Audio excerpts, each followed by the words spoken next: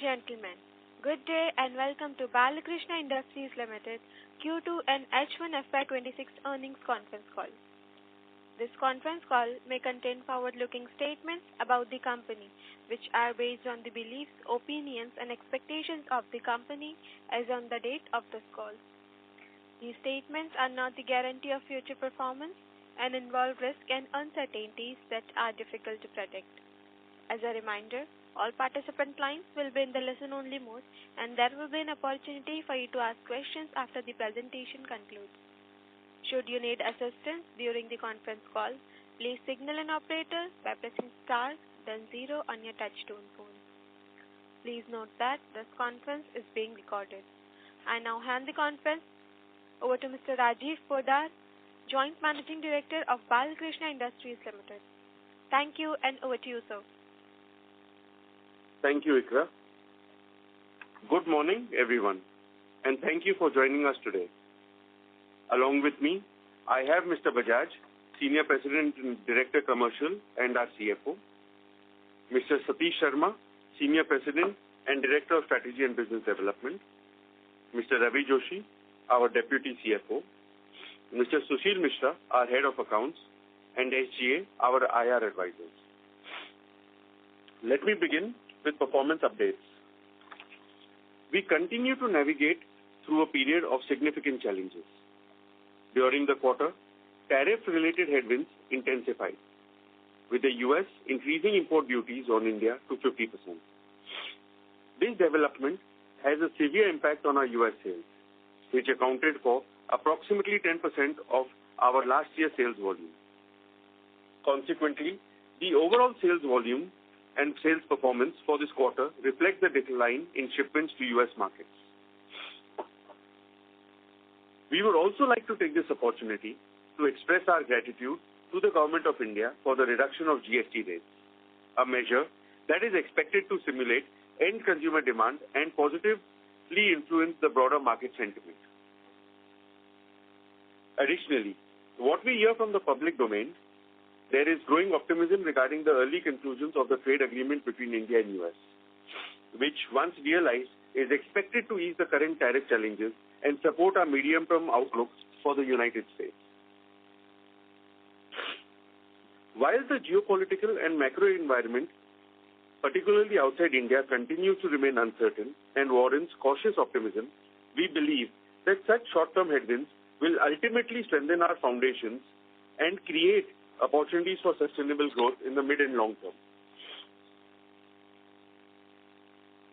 Our strategic focus remains to strengthening our market position in India and Europe, while driving incremental growth from rest of the world markets. We will keep endeavoring to increase our share in US, which should regain momentum once the tariff situation eases. Our foresight in anticipating geographic and segment concentration risks has, however, mitigated part of this impact. The strategic initiatives undertaken, such as enhancing our presence in the Indian market and expanding our carbon black business, were key elements of our de-risking framework. Building on this strong foundation, we remain cautiously optimistic in the near term, but are confident about the long-term outlook. With continued expansion of our market reach, additional product lines, and expectations of a more favorable macro environment and tariff environment, we are well positioned for a long-term growth momentum and move steadily towards our long-term vision of achieving 23,000 crore in revenue by 2030. Let me now share some highlights of our business in the last quarter. BKT received the Excellence Level Award from Caterpillar's Global Supplier Excellence Recognition Program for outstanding performance in quality, delivery and customer support of mining tires. This is our 4th consecutive year of this recognition. For our commercial vehicle and passenger vehicle, we inaugurated a dedicated vehicle dynamics and testing base at the NATREX in Indore, Asia's second largest and longest test track facility. This will help us for our tire testing and further improving quality parameters in these vehicles, in these tires for these vehicles.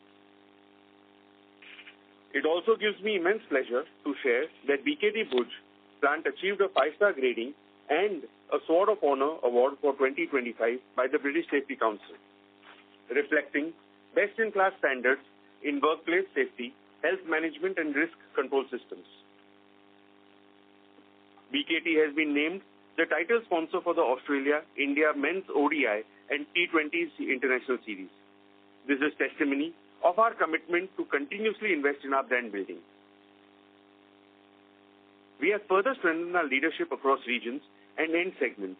These appointments will create a sharper focus with an aim to increase market share across all segments across the globe.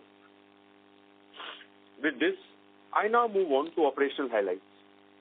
For the quarter, our volume stood at 70,252, a degrowth of 4% year-on-year. For the first half of this year, our volume stood at 150,916, a degrowth again of 4% year-on-year. Our standalone revenue for the quarter stood at 2,360 crore. This includes realized loss of foreign exchange pertaining to sales of 68 crores. For the first half of this year, standalone revenue stood at 5,079 crores, registering a marginal decline on year-on-year basis. This includes realized loss on foreign exchange pertaining to the sales of 70 crores. The standalone EBITDA for the quarter was at 500 crores with a margin of 21.5%. Like last quarter, we were impacted by low American sales and higher India sales. Additionally, we created inventory of raw materials to comply with EUDR regulations, which will come into effect from 1st Jan 26. For the first half of this year, the standalone EBITDA was at 1,155 crores. The margin for this first half stood at 22.7%. Profit after tax stood for the quarter was recorded at 256 crores, while for H1 it was 552 crores. Our capex spend for the first half of this year was approximately 1,737 crores. The announced projects are going as per schedule and are expected to be completed as per planned timeline. As on 30th September 25, the gross debt and cash equivalents were at 3,615 crores and 3,159 crores respectively. Accordingly, we have a net debt of 456 crores. The Board of Directors has declared a second interim dividend of rupees 4 per equity share in addition to the rupees 4 shares paid for the previous quarter.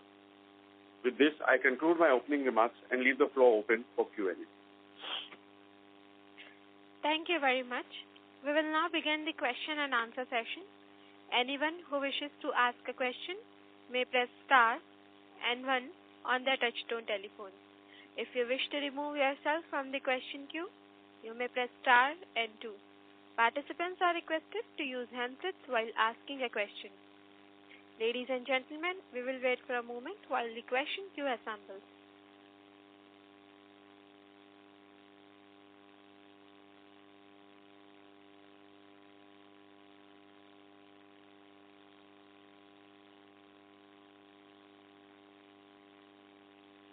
The first question is from the line of Siddharth Bera from Nomura.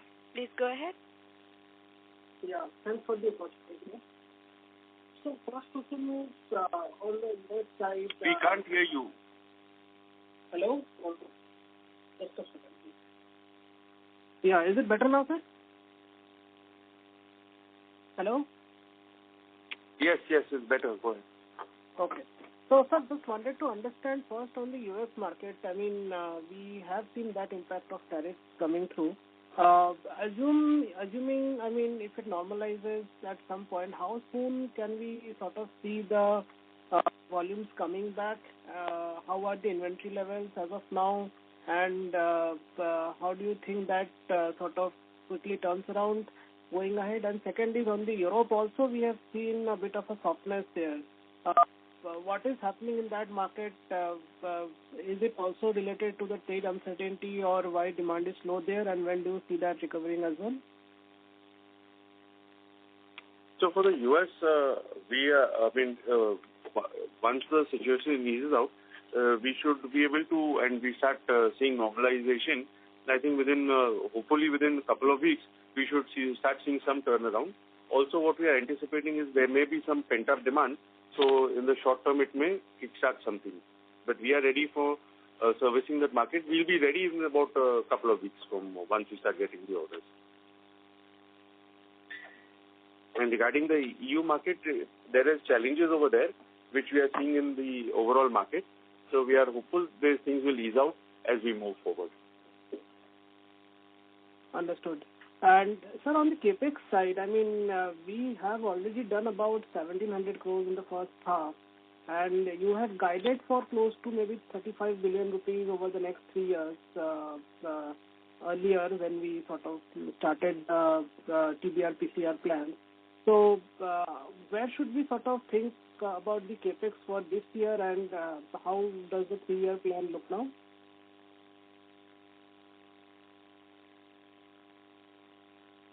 So we envisage the year end to be close to 2,000 to 2,200 crores, and the balance to be in the coming years. Okay, so this year capex will be about 2,200 crores. Is that you are saying?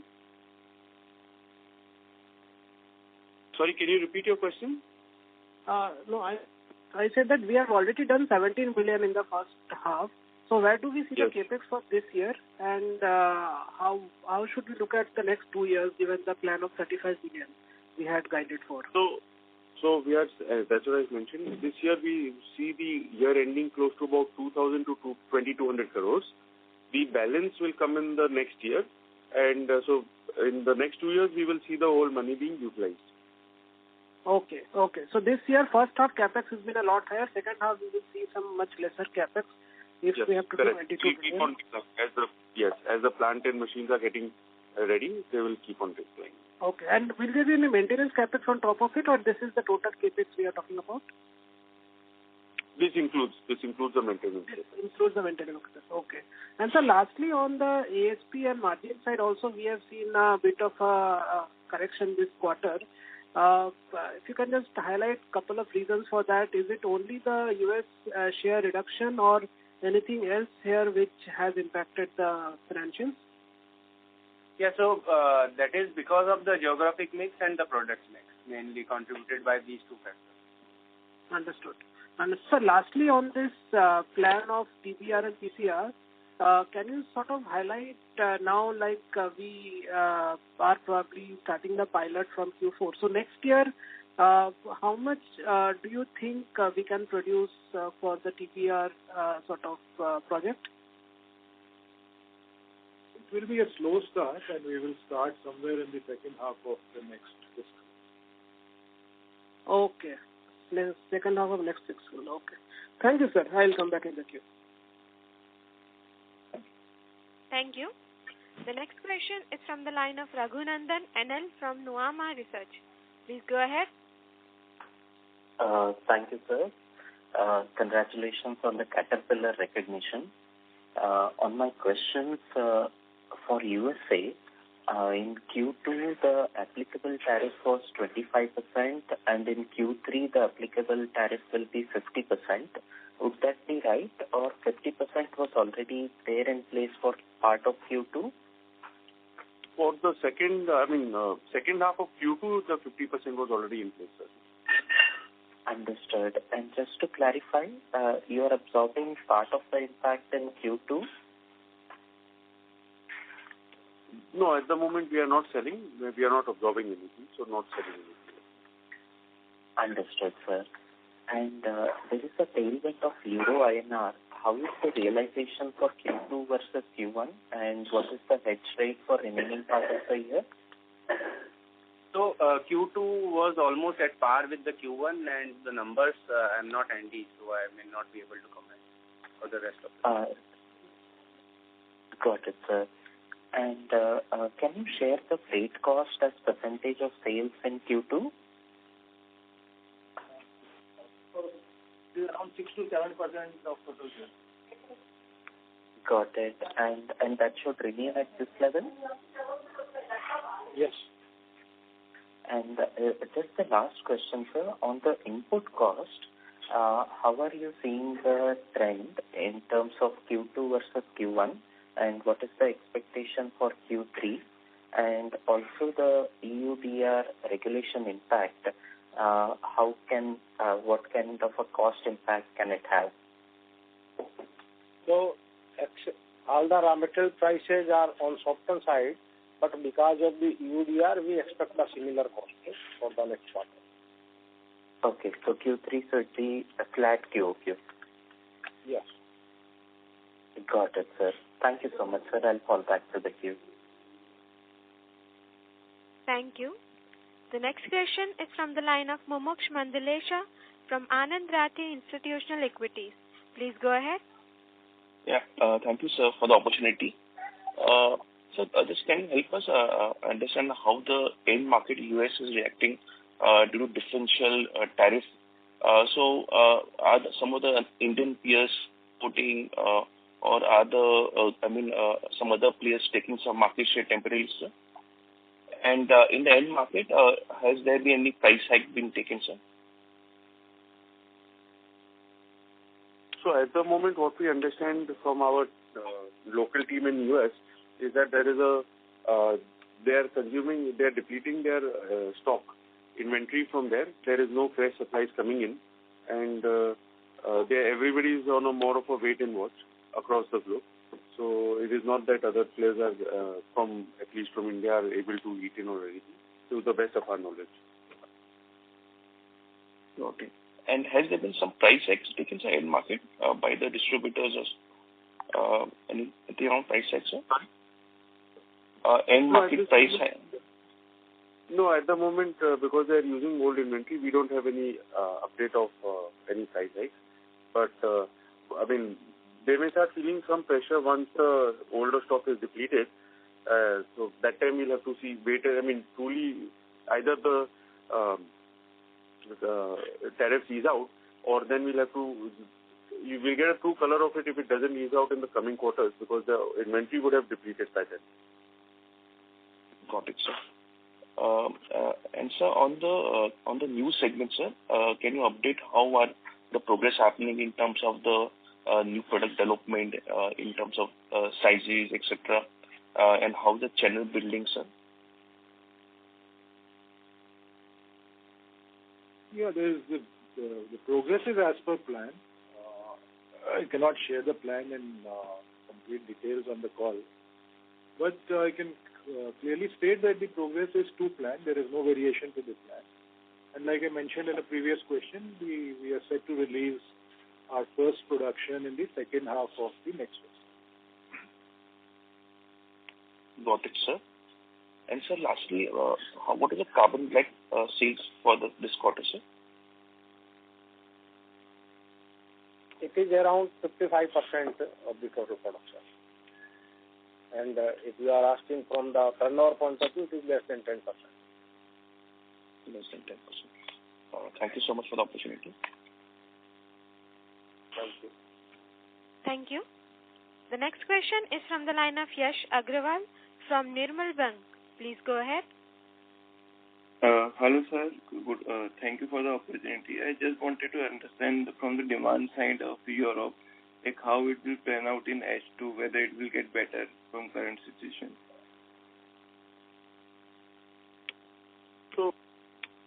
So we are, from what we are hearing from the team, that the headwinds are now easing out.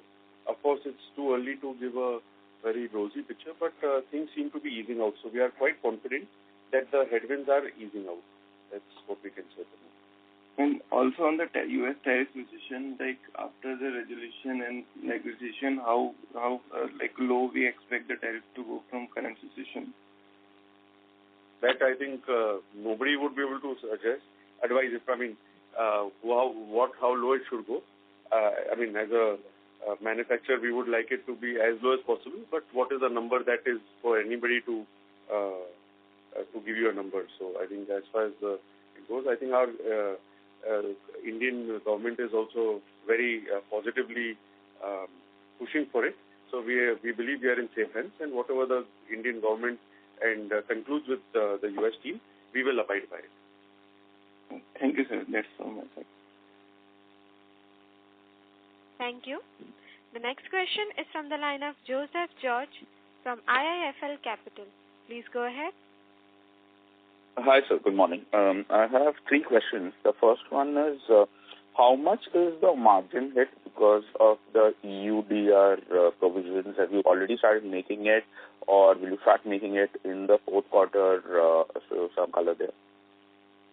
So we have already started procuring and in material from last quarter, and that you can see the impact of it. We will not be able to give you the exact breakup of, I don't have the numbers for the exact breakup between the EUDR split and that, but it definitely has started kicking in. And we see it to be now fully in place this last quarter. So would it be right to assume that this quarter's margins take into account the full impact of these provisions or these procurements, or do you expect incremental impact going into the subsequent quarters?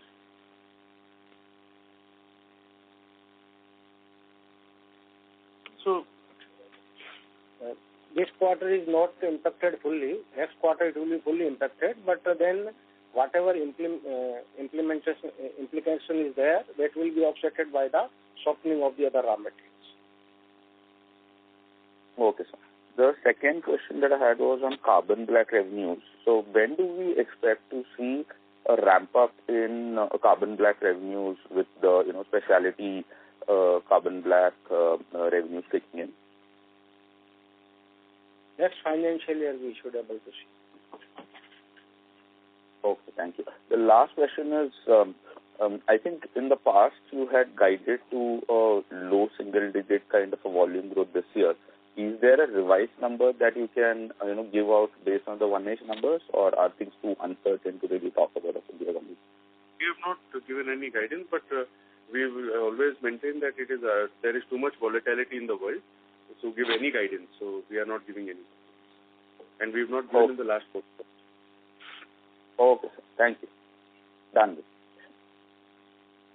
Thank you. The next question is from the line of Pankaj Tibrewal from Ikigai Asset Managers. Please go ahead. Yeah, good morning, Rajivji. I know these are challenging times, but if one takes a slightly medium-term view on a 3-4 year basis, how do you see the shape and size of the company changing? I know these are times where both Europe, US, everywhere there have been headwinds. You said that the headwinds are easing. But one takes a slightly medium-term view on a 3-5 year basis, how the shape and size of the company is likely to change. And with the current capacities coming on stream, how do you see things shaping up on the domestic side?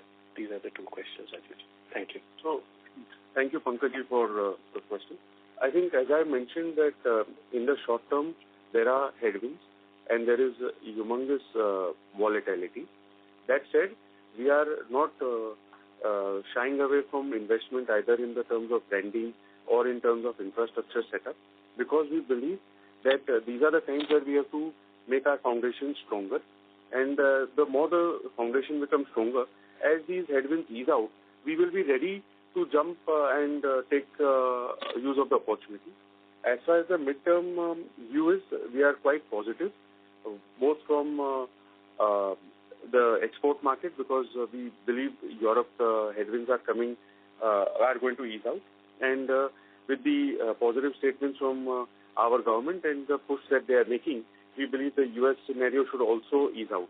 So we are getting ready for that.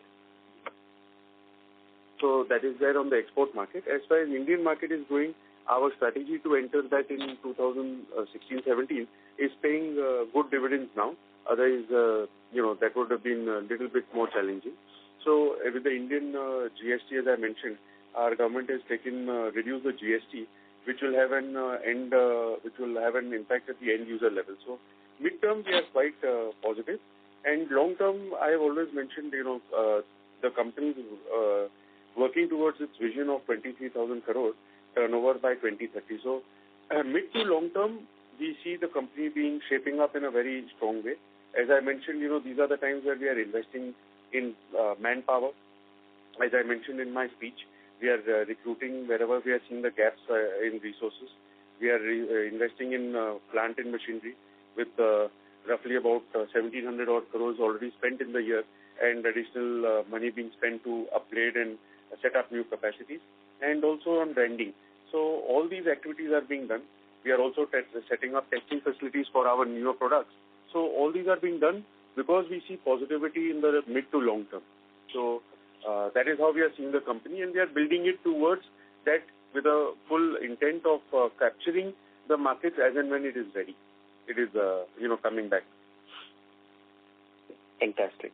And always being an old tracker of Balkrishna for last 2 decades, you have used challenges to overcome, medium-term vision. And the casing point was the way you entered the domestic market, and now you are at a 17-18% market share, which is quite commendable in the agri space. If they take the same thought process to the TBR and the PCR market, what will make the team happy? I'm sure you have recruited, Mr. Sharma is there, everybody, the entire team is there, and we have started to get feelers from the ground. But would love to hear your aspiration. What will make the team at Balkrishna satisfied over a 5-year period on the PCR and the TBR market? Thank you. So, thank you for that. Thank you for the compliments on the domestic market. I'd just like to correct you. Our agri market share is not 17%, but is over 20%. So that is what we have been able to do. As far as the consumer business is there, we are setting the foundations currently in terms of, as Satishji mentioned earlier, the product development program is going as per plan. The manufacturing setup project is going as per plan. We are working towards building the strong foundation over there. As far as the end result is there, I think what we are aspiring for is in the next 5 years to get between, get about a 5,000 crore revenue from this business by 2030, which would equate to roughly 5 to 7% of the, 7 to 8% of the market share in the midterm. That would make us happy if we were able to achieve that, and doing that with respectable bottom line and margins. So we don't want to. We will always be setting a position of a premium player. That's the view and aspiration. Fantastic. Wish you all the best, and I'm sure these challenging times will get over very soon. So wish you all the best. Thank you. Thank you. Thank you. Thank you. Ladies and gentlemen, in order to ensure that the management will be able to address questions from all the participants in the conference, kindly limit your questions to 2 per participant. Should you have a follow-up question, please rejoin the queue. The next question is from the line of Basudev Banerjee from CLSA. Please go ahead. Yeah, morning team. A couple of questions. So one, if we see that it's almost a prolonged period that overall annual volume is restricted around this 300,000 ton because of tariffs or macro issues. But in the meanwhile, India piece has moved up from 12% of revenue to 25-30% of revenue. Now GST cut, infra push, etc. as you highlighted. So can you see what kind of size of opportunity lies in India market and how further it can go up so that it can de-risk you more from these global uncertainties? And that's the first question. So for the Indian market, we believe the opportunity is yet quite large across all the off-highway sectors. And with this, when the brand is being created and all, even this will have an effect on the consumer business and will help us there. So we are quite upbeat about India, and we are very, very positive. So we see a huge opportunity here for us to capture. So what we are trying to understand that, can you see like India being 50% of your revenue in next 5 years' time? Do you aspire for such a situation, or you want to keep it limited? So we are hopeful that the European countries and the US would also come back. That would further accelerate the sales. So I don't think it would be fair to say we want to keep it at 50 or 30 or anything.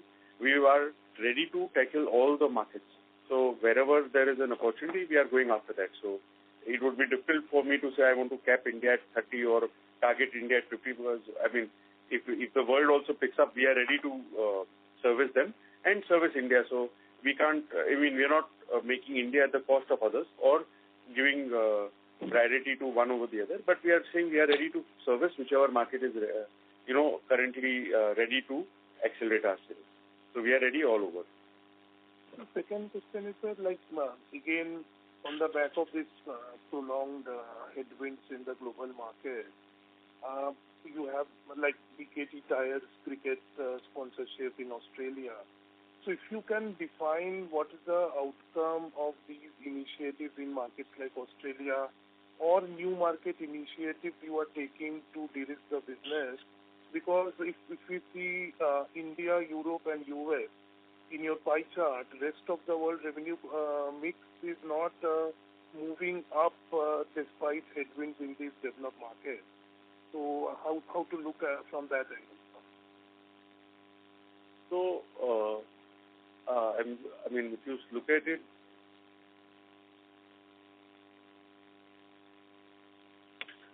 if you look at it, this way, earlier India was also part of the rest of the world for us. It was Europe and America and then rest of the world. So slowly we have created a niche, made our headwinds in India, and that has now become a standalone strength of the company. So like this only, the rest of the world is also growing. If you see, as you rightly mentioned, Australia is a big opportunity for us. Asia is a big opportunity. So we are focusing on all these markets. They may be small today, but everybody has to start from, when you go to school, you start from kindergarten and then make your way to high school. So, those blocks are starting small. But whenever you start, you will have to start small. So we are putting in all the efforts to make each block strong to de-risk the company from any particular geography. So today they may be small, but there is a lot of hope that one day they will also become a standalone block for us to mention in a individual capacity.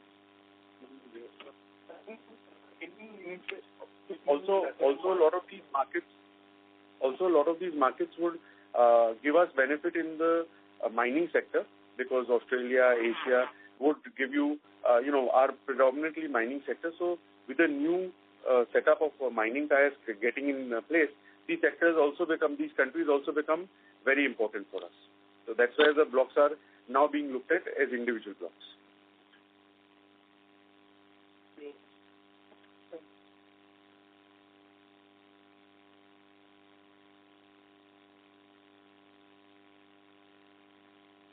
Sorry to interrupt, Basudev. We are unable to hear you.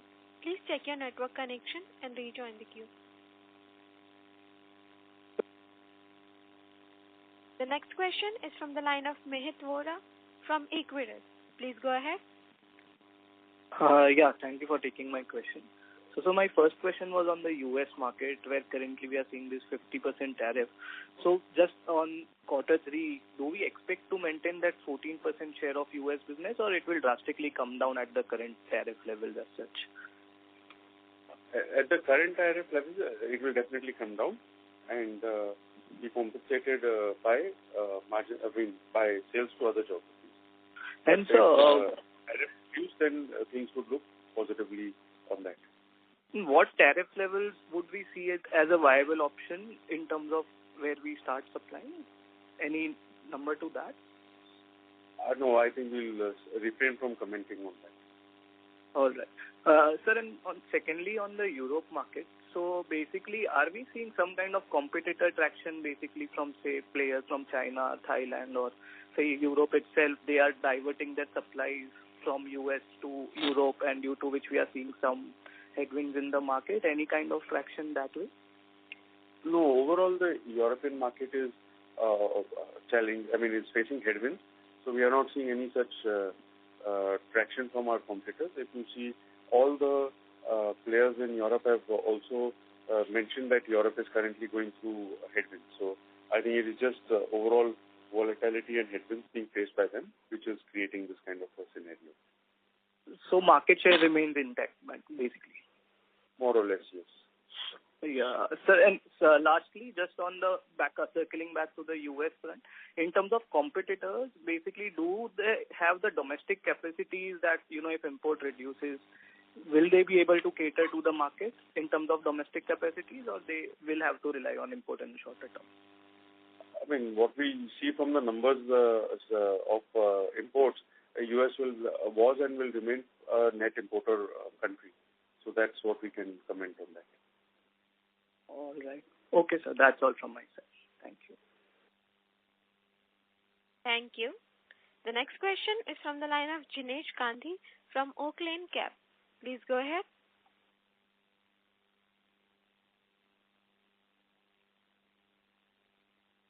Jinesh, your line is unmuted. Please proceed with your question. Yeah, can you hear me? Hello? Yes, we can hear you. Yeah. Hi. Rajiv, two-part question. So, obviously, what is happening in US today is one could not have foreseen, but we obviously a few years back had thought of putting up a capacity locally in US, which in hindsight would have been a great initiative. But given the importance of US market and OHT market globally and our aspirations in US, does it make sense to reevaluate that kind of initiative to actually be offensive in the US market and aim for much larger market share than what we would be getting organically through India right now, through India supplies right now? How do you think about that? So we yet see that any such move will come at the cost of economics, and that's why we had shelved the program, and we continue to hold the same stand at the moment. Okay.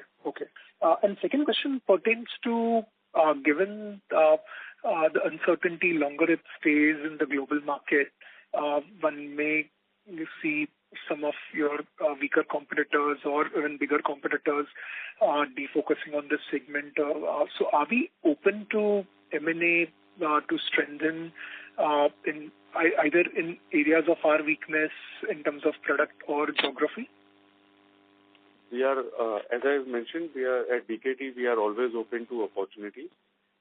Whichever come, we will evaluate them, and if we see positivity, we will grab them. Whether this could be in terms of any of the options that you have mentioned, or otherwise, and we will continue to do our work, which is on building the brand, building the product portfolio, building the infrastructure, and waiting for an opportunity to come, which we are ready to grab.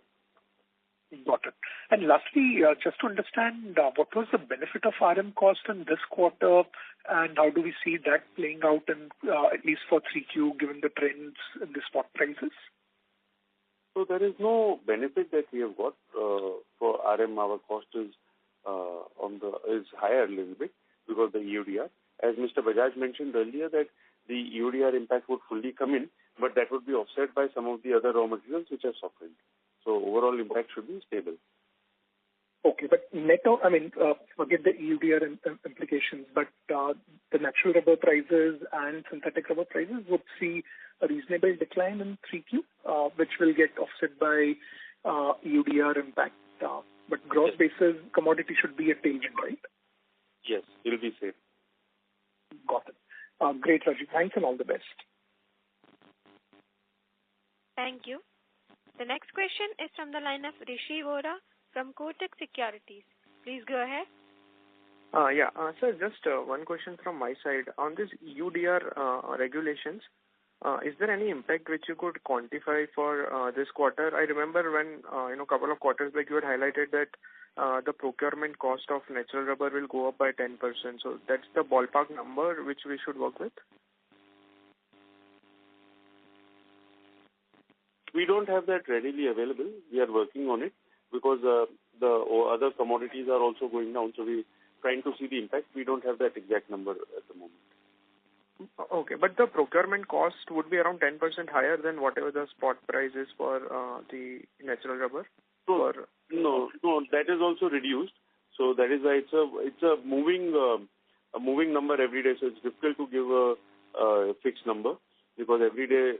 See, last time when the EUDR had come in, it was too new, so people were not ready. Now, in the 1 year, a lot of people have got ready. So that's why the impact will be lower. But it is, every day there is a movement on that. So it's difficult to comment on a fixed number.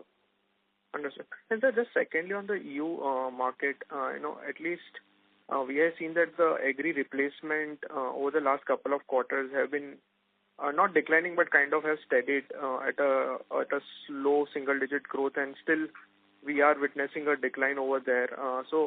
It's just that we are doing some inventory destocking and retail level. Things are okay, or is there anything else? Because at least at an industry level, we are not seeing this much of a decline which the company is reporting, at least in first half.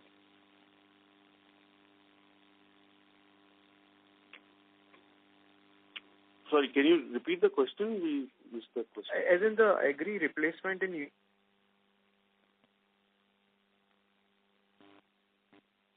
Ladies Hello? and gentlemen, we have lost the line for the current participant.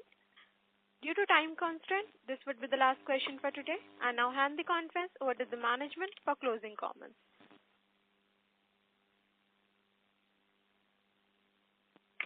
Hello? Yes, sir. Hello? Yeah, sorry. So I think thank you to everybody for taking the time out for coming up on this call. And we hope to see you all in the next year, in the new year, and wishing you best for the coming season. Thank you. Thank you very much. On behalf of Balkrishna Industries Limited, that concludes this conference. Thank you for joining us, and you may now disconnect your lines.